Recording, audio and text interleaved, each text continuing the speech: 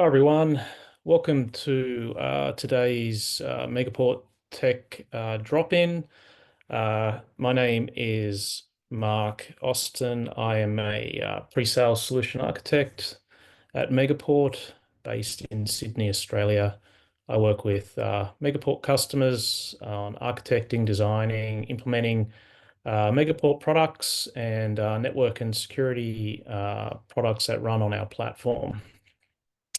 Today's session is an overview or introduction of Terraform and how you can use Terraform to deploy Megaport services. So first, I'm just going to run through a quick overview again of Megaport and our products. Then I'll talk a little bit about Terraform and how that works, and then I will demo a live deployment of Megaport products using Terraform. This presentation will run for around 20 minutes. If you have any questions during that time, you can put them in the Q&A and I will answer them at the end of the presentation. So thank you, and we'll get started. So Megaport is a global leader in network as a service. We have a global automated network fabric that's available in 26 countries. You can connect to Megaport physically in over 850 data centers, or use our virtual products to connect multiple clouds together, also known as multi-cloud routing, or connect branches, SD-WAN branches that are connected to the internet to the cloud using our Megaport Virtual Edge product. Everything you can do with Megaport, you can do that through our self-service portal. So anything is available to be deployed on demand. And you can also use our API or Terraform, which we'll talk about today, to deploy services. So that's really what network as a service is. We provide you the capability to deploy network services or connectivity as a service. So you can deploy for a week, a month, 3 months, or a year, etc., as required. The base level product set of Megaport is the access box on the left, you can see here. So starting with a physical connection in a data center, which we call a port. They're available in 1 gig, 10 gig, and 100 gig. Then we've got the next product down, which is called the Megaport Cloud Router. And that is a virtualized product. It provides private connectivity between cloud providers. So, using AWS Direct Connect, Azure Express Route, Google Partner Interconnect, etc. So that provides you private on-ramp connectivity between the cloud providers, and it can also connect to the data center using a Megaport port.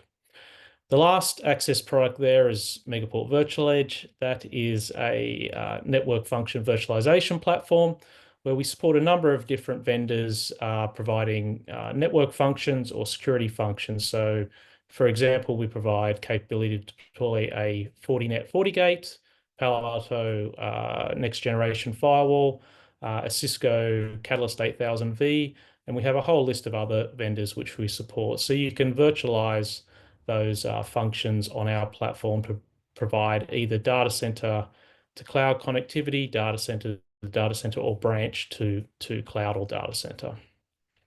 Everything on Megaport is connected together using what we call a virtual cross connect. That's the VXC box in the middle, and that'll provide connectivity between a port, MCR, and MVE. So you can build basically any topology you like with virtual cross connects.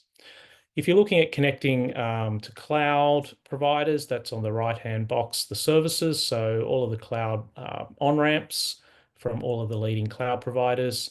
We also offer a marketplace which has around 350 service providers, such as WebEx, Zoom, Cloudflare. So you can connect to those service providers privately using our global network fabric. So looking at the solutions that we build using that product set, you've got on the left there hybrid cloud. So that's connecting presence in a data center or an on-prem location to a cloud provider. In the middle, we've got virtual POP. That is basically virtualizing what you would normally have as a physical POP in a data center, but you can virtualize it on the Megaport Virtual Edge platform. So you can connect branches over the internet or users to your network vendor or security vendor of choice, which will then provide you connectivity to cloud providers or to the data center. And then the last option on the right there is cloud cross cloud, which is the Megaport Cloud Router. So you're looking purely at just doing multi-cloud connectivity between cloud providers, but you can also connect the MCR to a data center port to provide hybrid cloud connectivity. The MVE platform and MCR platform are available in around 100 locations globally, next to the cloud provider on-ramps. Okay, so I'll jump into Terraform and just provide a little bit of an overview of what that is. Basically, what Terraform does is allows you to deploy your infrastructure as code. So IAC is a term that's used. It really just basically is a human readable text file which you declare what infrastructure you want to deploy and the topology in which you want to deploy it. So it's not coding. It's not really low-level coding like Python. It does abstract out a lot of the complexity of coding to simple declarative statements. And what it does is uses the API of the provider. So in our case, Megaport has an API. So Terraform will push or has the understanding of how to change that declarative resources into the API. So it will push all of that infrastructure using our API. And it's also used across, a lot of different environments. So you can see there, you've got AWS, Google, Azure. So really what it does is it abstracts out the low-level configurational process that you need to use to deploy on all those different environments into a simple, human readable text file, which you can deploy, delete, change very quickly. So some of the advantages of Terraform, so again, you can manage any infrastructure in the same way. So using the declarative format of Terraform. So you don't have very specific environment configuration processes that you need to follow. You can track the infrastructure, so you can track it like you would making code changes. So you can see every change that's made. Instead of someone logging into a portal and following a process, which is harder to track, you can track it through code. You can automate your changes, so very easy to make a change to the configuration and deploy that very quickly. You can standardize your configurations as well, and that's a big one. So, following the practices of Terraform, you can ensure everybody's working to a standard configuration. And the last one there is collaborate. So you can easily share these configuration files so someone else can use them and deploy them. And you can, write the configuration once and then use it many times, to deploy the same model in different locations. So that's Terraform overview. What I'm going to do now is just move straight into a live demo. So just to give you an idea of where you would look to start off with Terraform, if you search for if you search for Megaport Terraform provider, you'll be more than likely taken to this page, and this is basically documents how to use the Megaport Terraform provider. So wrong one there, overview. Okay, so we go to the documentation. You can see here we explain, how to get started. There's some guides here on how to write the configuration files. And there's also some sections here on what are called resources. So when you're writing the configuration, you're either using a port, an MVE, an MCR. If you click on, say, port, for example, we show you how to get started with that, the required fields and also optional fields.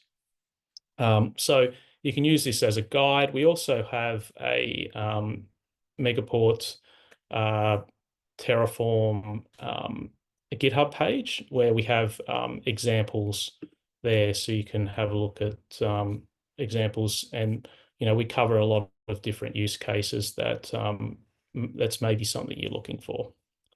So what I will do now is jump into sort of a starting point. So we'll just move over to um,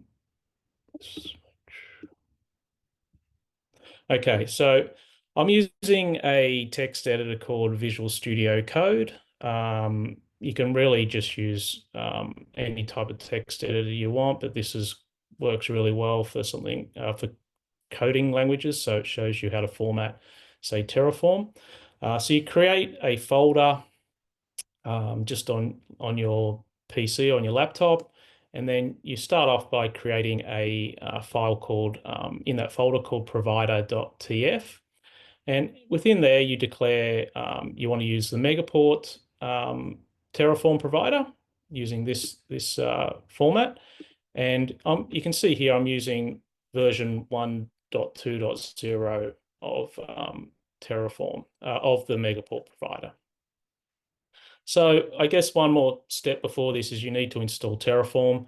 There's locally on your laptop, on your PC, you can just search on the internet on how to do that. Differs depending on type of OS you're using. But with the Mac, it's pretty easy. You can use Homebrew to install Terraform, and then it's just driven by the command line. But so that's just a prerequisite that you've got to have installed. And once you've done that, you can come and build this provider file. You've got I'm using the latest version currently, which is 1.2.0. You can see here we've got a provider block for Megaport, and we need to enter an API key and a secret. And you can see here I'm using the staging environment. So Megaport has a simulated environment that you can test code against. So it doesn't deploy real services. It's just purely simulated, which is good for testing this type of thing. So I'll show you what that looks like. So if you've set up an account with Megaport already, if you go to portal-staging.megaport.com, you'll be taken to the staging environment. You can tell it's the staging environment because it's got this yellow band across the top. So ensure you're in that environment. The next step is to create an API key. So under Tools, you'll see API Key Generator. We'll create a key. For the key, we will give it company admin rights. So we need to be able to deploy services. It will need to be set as company admin. And then I'll hit Generate Key. And you can see there it's created an API key and an API key secret. So I'll copy the key across to the Visual Studio Code and enter it into the access key field. And then I'll jump back and grab the API key secret and enter that as the secret key. I'll save this configuration. I'll close this box. Now once you've closed it, you can't see the secret key anymore. So make sure you grab that beforehand, or if you don't, just delete this one and create a new one. It's not a big deal. So I'll jump back to Visual Studio Code. So we're ready to go here with this configuration. Now, the other file you need to create is called main.tf. So under main.tf is where you declare your infrastructure. So you can see here there's a couple of different blocks of configuration. So starting off first, you can see here there's a resource block, and this is Megaport port, and the name of this resource I've given it is mel_port1. So I'm going to be creating a Megaport port in a Melbourne data center. The port speed is 10 gig, contract term is month by month, and diversity zone is red. So we have in most data centers two diversity zones, red and blue. So this port will be created on the red device essentially. The other block here I have is a data block, and this declares the MEL location 1. So this location is next DC M1. And then within the port block, I refer to that location here. So data.megaport location.mel location 1 ID. So the next lot of configurations is the other end. So the other end of the connection or the other port is going to be in Perth in Equinix PE2. So you can see here I've got a data block declaring that. And the block for the port is per port 1.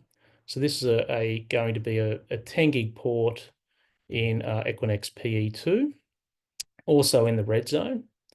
And then joining the two ports together, you can see I've got here a resource block for a virtual cross connect. So that is the point-to-point layer 2 connection between the ports. And I've named that MEL per VXE1. And the rate limit for that is 2 gig. Contract term is basically minute by minute for a VXE if it's set to 1 here. You can also put anything on a 12, 24, 36-month term by entering it in there. Under this block, you can see the A end is the MEL port 1 product UID, and the B end is the per port 1 product UID. So that declares the A and B end. So I will save this and move over to the terminal. And you can see I'm in the folder for those two files. So let's have a look in here. We can see the main TF and provider TF. So the first step is you need to initialize Terraform. So it needs to pull down the Megaport 1.2.0 provider file. So it's doing that now, and it's installed it. The next step is to, you can, if you'd like to not deploy initially, if you want to just see whether your code is correct, you can run a Terraform plan, and it will show you what's going to happen, but not deploy. So we can see here a port is going to be deployed, the MEL_port 1, and also per port 1, and the VXE from Melbourne to Perth. So that's what's going to be added. So the next step is to go Terraform apply, and it will run through the same checks, but at the end it will say, do you want to go ahead and perform the actions? And yes, we do. So now Terraform is using the Megaport API to deploy a port in Melbourne, a port in Perth, and linking those two ports together with a virtual cross-connected 2 gigabit per second virtual cross-connect.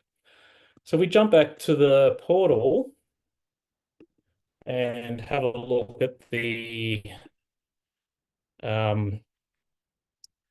services. We should see those services appear in the services page.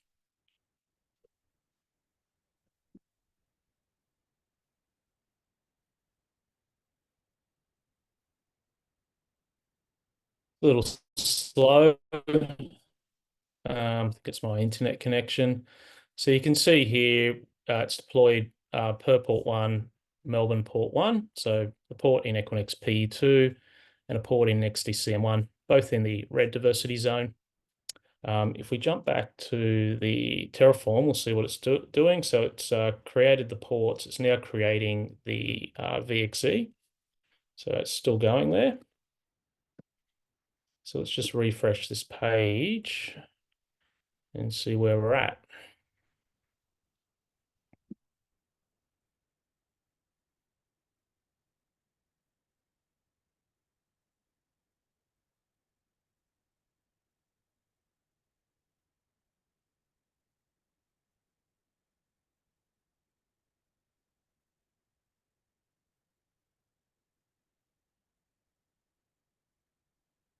Okay, so we can see the ports have gone live, so they're both up.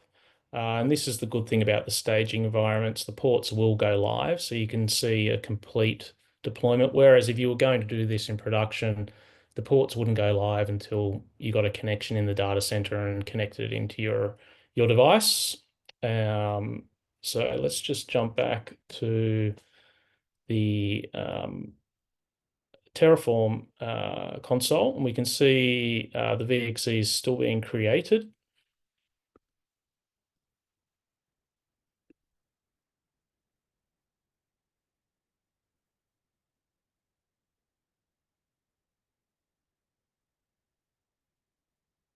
You can see there the VXE has now appearing in the Megaport portal, and you can see it's a 2 gigabit per second VXE from Melbourne to Perth, and that should go live within the next minute or so.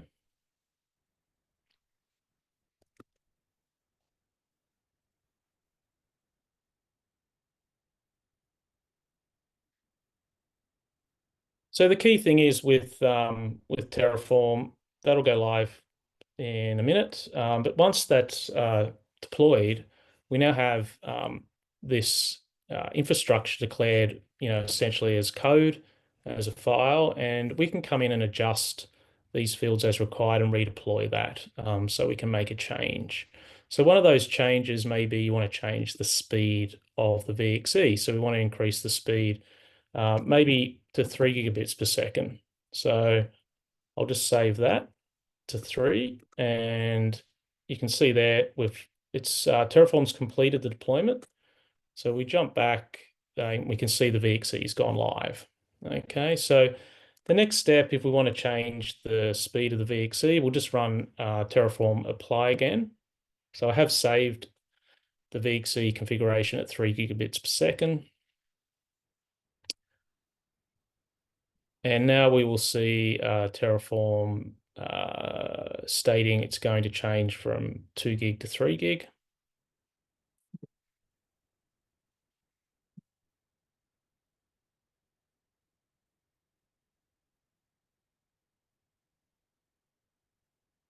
So if you would like to get started with Terraform, it's with Megaport and Terraform or our API, you can create a Megaport account, and within 24 hours, the staging environment will be built, and you can log into that and start trying this out.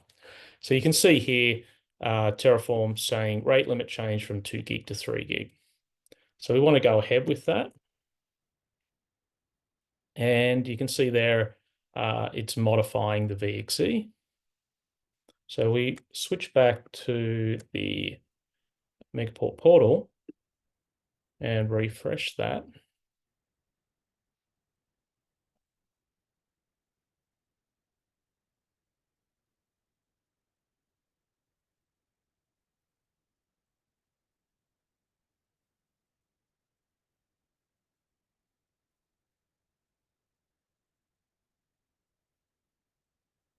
So it is decided to be a little slow today, but that's the way it goes.